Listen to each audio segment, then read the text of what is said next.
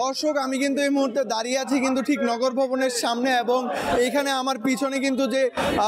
ইশরাক হোসেনের যে সমর্থকেরা তারা কিন্তু ইতিমধ্যেই কিন্তু এখানে আন্দোলন চালাচ্ছে। গত মাসের 14 তারিখ থেকে শুরু করে এখন পর্যন্ত মোট 21 দিন ধরে কিন্তু তাদের এই আন্দোলন, তাদের আন্দোলনের মূল লক্ষ্যই হচ্ছে ইঞ্জিনিয়ার ইশরাক হোসেনকে কিন্তু মেয়র হিসেবে পদভূত করা, এবং তার জন্য কিন্তু আজকে তারা যেই নগর ভবন সেটি কিন্তু তালাবদ্ধ করেছে, এবং নাগরিকের যে সকল সুবিধা সেই সুবিধা থেকে কিন্তু বঞ্চিত হচ্ছে যে ঢাকার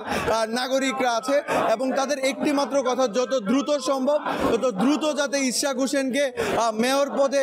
পদভূত করা হয়, এবং যেই আসিফ মাহমুদ সজীব ভুঁইয়া যেই উপদেষ্টা